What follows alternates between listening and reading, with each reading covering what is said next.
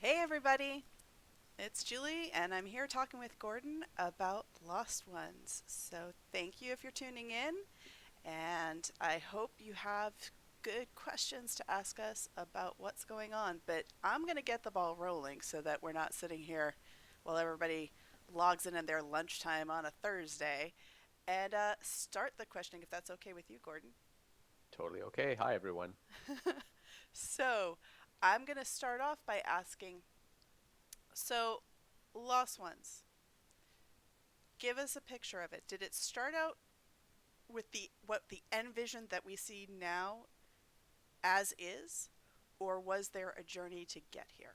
Tell us the story of how Lost Ones came about. Okay. Um, I would say that the story, the inception of it, really was through ongoing discussions with yourself and fan feedback, um, both from a mechanic perspective, and then also from a thematic perspective. So, there was discussions on should I do another expansion of the original game, Right. and I had more wanted to do some table setting. I had already introduced a big bad villain in an expansion.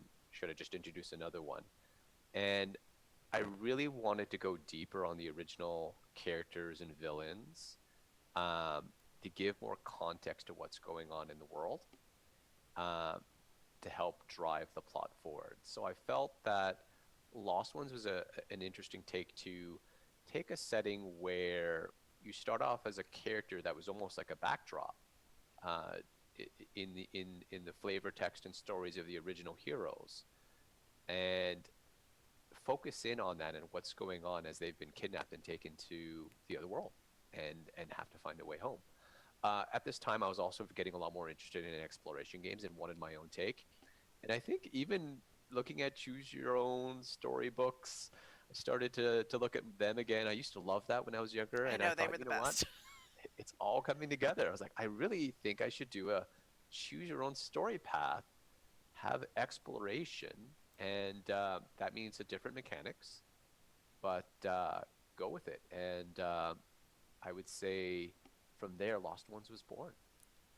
So, to get a little bit more specific for anybody who doesn't know, so you're talking about Otherworld, which is where the game takes place, but Mm. Otherworld is different than the world. So even though it's of Dreams and Shadows world, it's not. So can you explain that a little bit more for people who may not be in the know? Sure, sure. So I set my the setting for of Dreams and Shadows is a world that um, I liken it to almost a medieval setting that has magic that's completed through spirits, Hmm. and in it itself is almost dreamlike because there are signs that civilizations have risen and fallen, um, and that the people there are they're broken up into different kingdoms, but they don't know anyone else. They don't know anyone else across certain borders. They're isolated in a sense, and um, there's definitely a view of us versus them when it comes to beings and creatures and spirits that are not human. Definitely superstition. And I wanted a dark fantasy setting that really captured the essence of that when it comes to conflict and people's motivations, whether they're human or whether they're not. Yeah. Um, and you see that tension play out with people who've been changed into werefolk, and the xenophobia that arises from that, Yeah. as an example. And what I wanted to do to extend it is explore more the other world. And the other world, what I would say is from a the storyline in these two worlds is they were once one world, and it was more high fantasy, with magic, and then the world split, and what you would think of as the more magical natured creatures and spirits went to the other world, the stuff made of dreams, whereas the regular world is still impacted, but is more the mundane world and is often referred to as the waking world. It's not in a dream. Um, I've explored kind of the waking world, the regular world of Dreams and Shadows, a bit with of the original game and the expansion, and I wanted, and I've given hints and I've dropped threads when it comes to the other world, which is a very fantastical world, and I wanted to really go deeper on that and what your experience could be like if you were brought to the other world, and what better experience than if you're somewhat helpless and not what you would think of as a hero who'd go around just, kicking ass, taking names. Right. More Which is like a my young, favorite part about it because we do a lot. I mean, there's so many hero games out there, and that's kind of the expectation. So it was nice to do something that was, in my mind, a throwback to game like the Never-Ending Story and Goonies and all those kids with like movies about kids when you're a kid that didn't. I mean, not that it's a dirty word in our house, but Disneyfy it, where everything is safe, where things are dangerous for a kid. And yep, sometimes, what do you do when you cope with that? And the reality of life is that whether we like it or not, there are dangers out there. And doing something in a safe way, preparing kids for what would you do in this situation, to me is, or thinking about it in a safe situation, a fantasy setting, is kind of a neat thing too.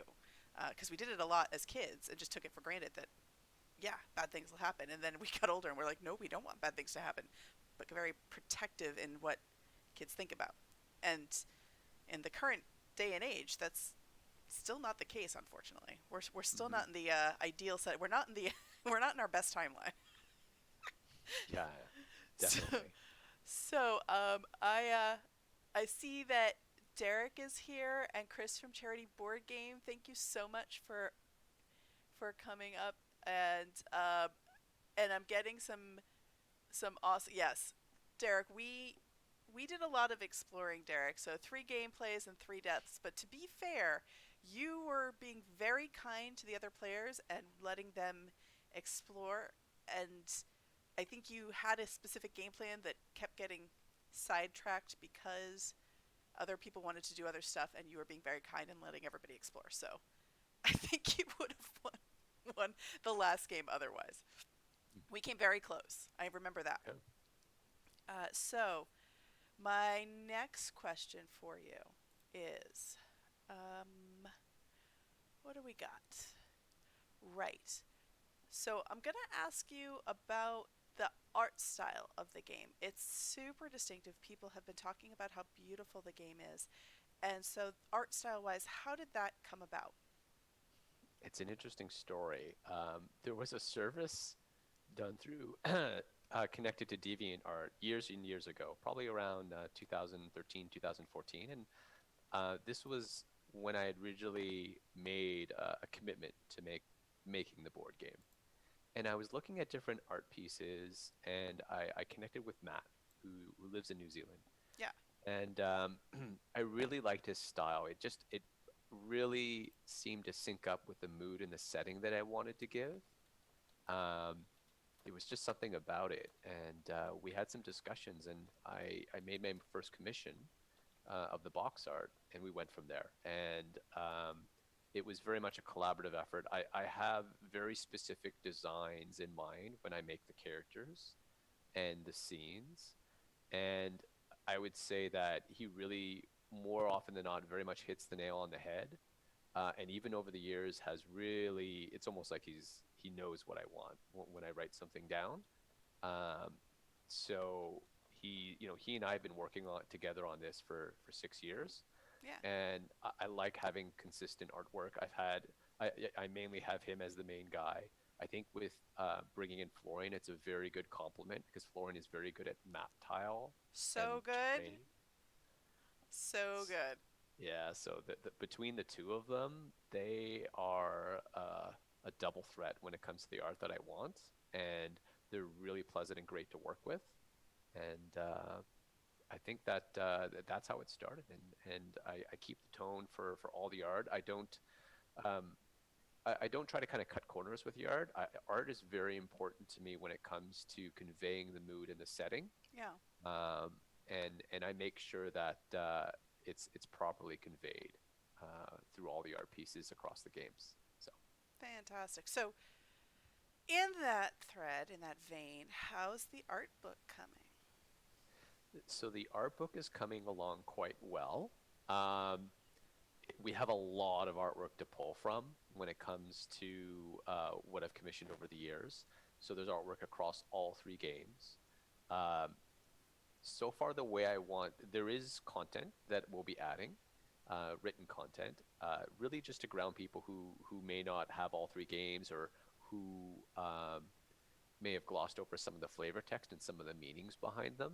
Mm-hmm. But besides existing flavor text, we'll be adding new ones. So we don't want to just tell people, oh, this is the setting. We want it written through the eyes of the characters in the game related to the art piece to help convey the story of the setting, the champions, the villains, and conflict and the other world. Cool. Uh, so I'd say we're about 3/4 of the way through when it comes to development of it. All right. That's, and I know like we did a sneak peek of some of the pages, and if you zoom in, some of them have a little bit of a description and some of them have lorem ipsum, so you know that it's not finished yet. It's not finished yet, no. Um, and that's, but art wise, layouts are doing, you've got the layouts pretty well. Although we have talked about adding a few other details and embellishments, so you still Mhm. don't get to see the final layout, I think. Maybe. Yeah, there's still some tweaks that we're going to do and iterate and get some feedback before we put a Yeah. stamp and finalize it. Um, and also about the art, the alternate faux cards. So it kind of got downplayed. I think people had a lot of other questions and going on about, which I'll get to, but we talked about how we were going to, in the core game right now, there are 5 foes, but there's 12 cards. Hmm. And so there are a lot of repeats. And we said that we were going to up that. So can you tell us a little bit of what you're thinking of which of the, well, talk a little bit about foes cards in general, and then what we're doing to add new characters to that deck. Sure. So I wanted a mix of foes when it comes to typically what you'd think of as antagonists hunting down the characters. And one of them that jumps out right off the bat is the Red Caps. I love them, got great feedback in the original game, so wanted to bring them back in. I think spirits do play a major role in Lost Ones in the other worlds, so I wanted to bring the Dire Beast back as well. And I wanted I to create never, some. I, you know what, as amazing as the art is, every time I turn and I see him, I'm like, ugh. Okay. Okay, yeah, it's him Yeah. or it.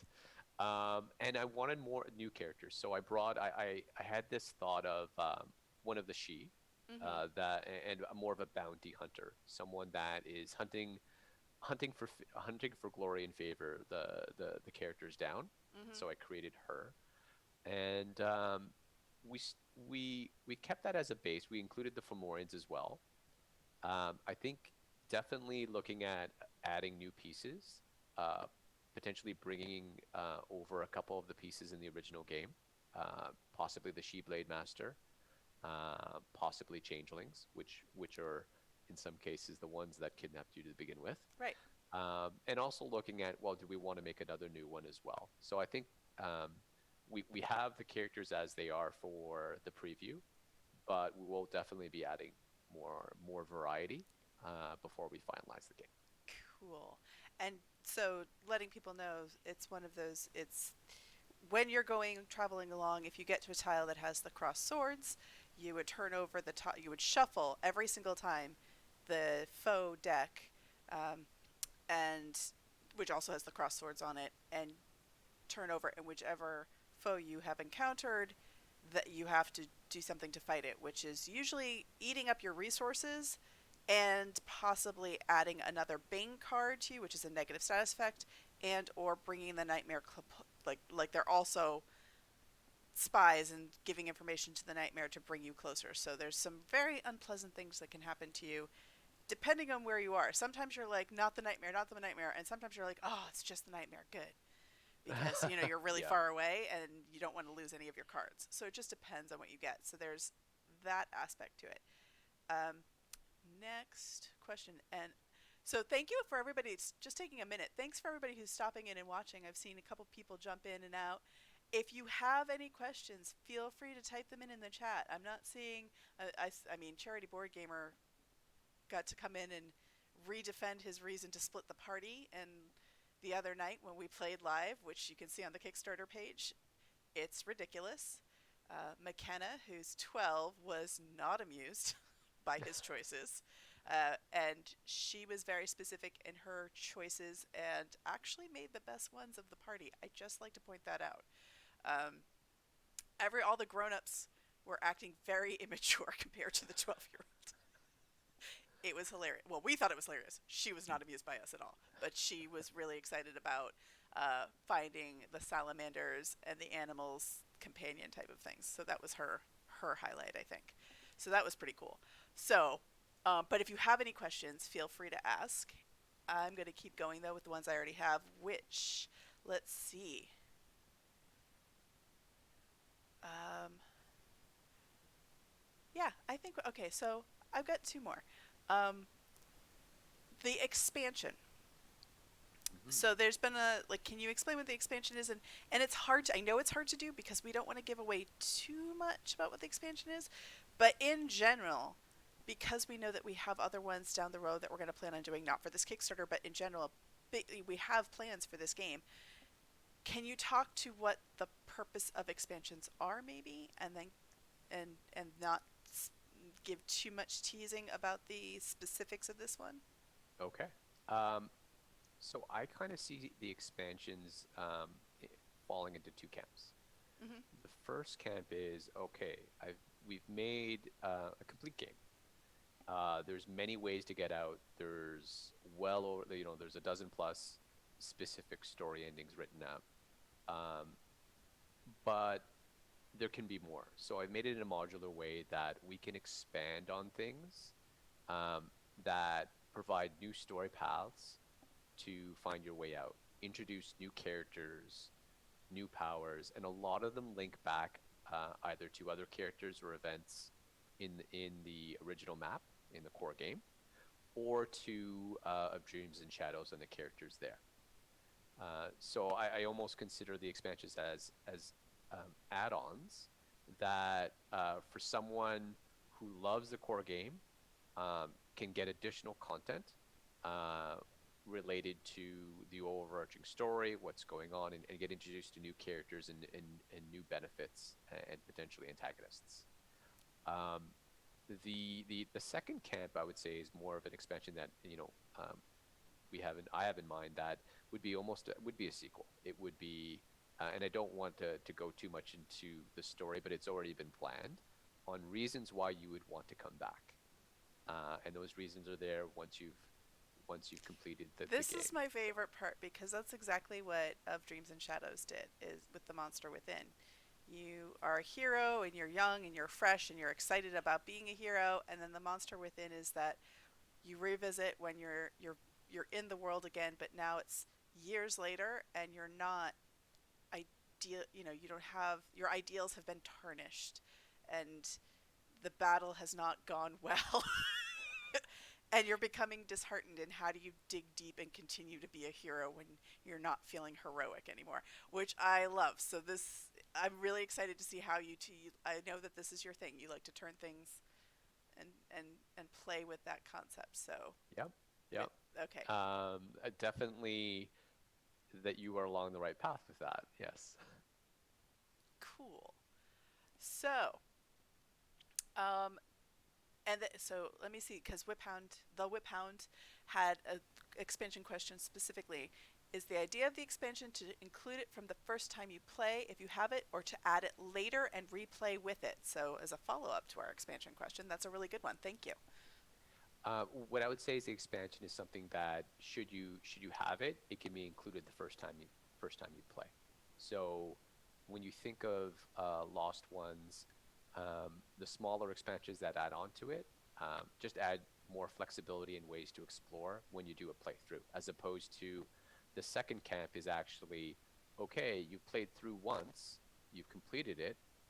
Now you're going back and um, the land is changing and there's overlay tiles that overlay the paths that you've tread Yeah. upon. And So, for that's a big this one, this difference. first one, it's you can add it from the beginning. I would advise not, but the designer has advised you can. Yeah. So, we're going to agree to disagree there, but I think that as you start, the balancing of what it is with what you have is good for the first couple plays and then adding it personally, but he's saying no. So that's going to be up to you. And thank you for Mm, that question. great question. And then my final question was about the alternate, the fifth character that you could play. Maybe giving a sneak preview. I think that we've hinted at it and talked about it, but I feel like, I mean, we have talked about what we can do to make sure that even if we don't hit any stretch goals, that she's going to get incorporated. So, do you want to give a little talk Hint? about a little Sure. hint, a Sure. hintlet? You cut me off if I say too much in revealing Okay. her. Um, but it's a character that you and I have been discussing well before the Kickstarter, Yes. and um, it falls a lot to me. I wanted, if we're doing a fifth character, I wanted a character that fell more in line with um, a certain companion that's in the game, and more along the lines of the lore of the monster within. And for those that have played it, you'll see a very strong reference to indigenous lore, right? Um, and this character is another one that's been kidnapped, and along with the others, needs to find her way out. I love her ability when I do too. It's really good. she's Her special ability is she's great, yeah. but also it's not necessarily that she's from the same realm as the characters per se. Right. She's not from, I would say, the core four kingdoms. Hmm. She's actually a resident of the wilds, and so she's definitely different than the others. And I wanted to provide that difference in introducing new characters from different perspectives and backgrounds and cultures. And those that have played it know that there are strong links to uh, certain mythologies, Celtic, Nordic, Slavic, and Native American indigenous. And so I want that representation in the game. Right. And I also in designing her, I wanted someone that has a little bit of an ability similar to Celine, but different as well.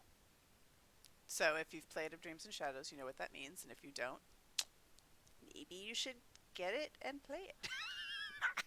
Also, but yes, so it's a more of a magic oriented ability, Yep. if you could say that. Yep. So and uh, so when it was interesting because I was very much drawn to the character, so I've kind of steamrolled you on occasion to have some influence. I was with enthusiasm and love, Yes. and also brought in, some other people to advise to make Hmm. sure that we're doing justice to Indigenous people and that narrative and their perspective. Yep. So we're excited, but also we wanted to make sure that we were doing it right before we revealed it. So that will be coming up soon. Yep. So, hi Fodor. This stream is about Lost Ones and the Kickstarter that's going on, and talking about the game. So it's an AMA, and I think mostly we were just having chatter of people saying hi and being friends. So I Hey. don't know if we have any more questions, which is okay because we've gone for a half an hour, which is a lot more talking than I thought we were going to do. So, unless there's any other questions, I'll wait a sec, see if anybody has anything else to say. Last call. Yeah, I think that's it. So I'm going to wrap this up. Say, Gordon, thank you so much for joining me today. I My appreciate it. pleasure. And thank you for everybody who got to watch. And look forward to seeing you at the Kickstarter. Bye.